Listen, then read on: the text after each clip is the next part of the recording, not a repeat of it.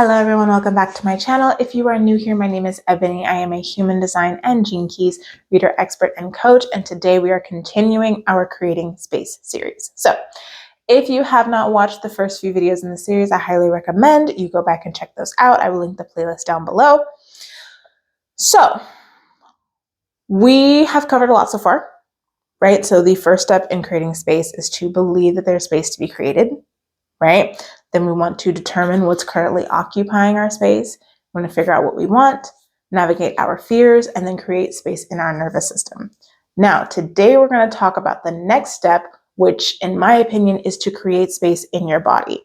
Now, this might sound a little redundant because last video was creating space in your nervous system.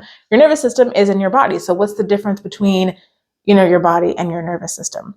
They're not necessarily different, but there's different practices that I use, like in terms of somatic work versus strictly nervous system regulation, right? So when I am thinking creating space in my body, I am thinking about healing my inner child, right? I am thinking about healing my relationship to pain. I am thinking about trusting myself, trusting my intuition, right? Those are the things that I put into the box of creating space in my body versus strictly creating space in my nervous system. And I really do think that you need both, right? Because nervous system regulation, as we mentioned in the last video, is amazing and extremely necessary if you are deciding like, hey, I want to create more space in my life.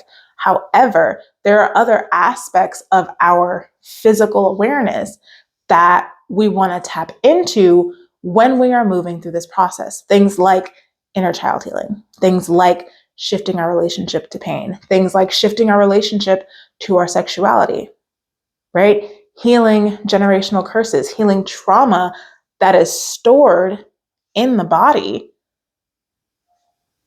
To me, that is another area that we get to work through when it comes to creating space in our lives. So I actually created a video series about reconnecting to your body, which fits really well into the things that we're going to be talking about in this video. But a few of the really big pieces that we want to touch on when moving through this process are, number one, creating safety, right? Number two, healing our inner child. And number three, shifting our relationship to pain. So firstly, what does it mean to create safety, right? It's understanding that safety does not begin outside of us, right? Safety, the feeling of safety, the feeling of us being safe in our physical experience does not start outside of us. Because if that were the case, we would feel safe in any environment. Any environment that was objectively safe, we would feel safe in if the feeling of safety came from external means, right? And let me give you an example of this. There are people who live in the safest neighborhoods, who have the best security systems, who have more than enough money to take care of themselves, and they still run themselves into the ground, working day in and day out of a fear that the money will run out, right? Or out of a fear that they're not safe enough, so they need more protective measures, right? There is a fear that is causing them to overwork. There is a fear that is causing them to buy all of these external things to make them feel more safe. Because the fact is, if just being in a objectively safe environment was enough to make us feel safe, then that person in that house, in that safe neighborhood with that amazing security system would feel safe, but they don't. Right? There's still a sense of fear. There's still a sense of not feeling safe, which is causing them to go out and get more external things. So what we need before we go looking into the external world is to feel safety within ourselves. It's to cultivate the feeling of I am safe just in my body existing in general. We need that first. And then we add in the external things, because the external things do matter. Now,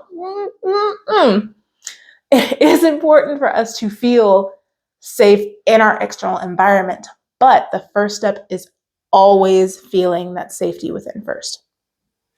Number 2, healing your inner child. Your inner child is older than you.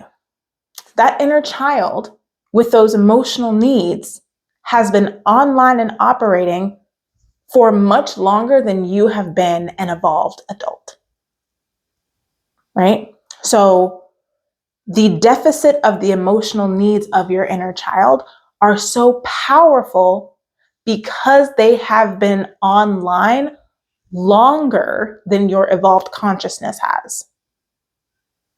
So when we're talking about, destructive patterns or destructive behaviors, and why can't I just do this? Why can't I just knuckle down and grit and bear it and get this done or stop doing this thing? It's because your conscious mind is not driving that behavior. It's the needs of your inner child. So if we want to heal and stop those destructive behaviors, we have to go to the root. We have to go to the inner child. We have to give them what they are craving emotionally and then operate on the behavior level, right? Because if we just try and change the behavior, we're going to spiral, or we're going to self-sabotage, or we're just going to fall back into destructive or unhelpful patterns. So we want to do that healing work first and then move on to the behavior. And then, of course, number 3 is shifting your relationship to pain. We, as humans, we're wired to seek pleasure and avoid pain. But the problem with that is that we are denying ourselves the ability to grow in an exponential way when we avoid pain, specifically emotional pain, because we don't necessarily feel things for no reason. If there's a pain, if there's a hurt, there is a reason underneath that as to why we are feeling it in the first place. And when we get clear on what that is, when we see pain, when we see triggers as, oh my gosh, this is a catalyst for my growth. This is something for me to work through so that I can more fully step into who I'm meant to be.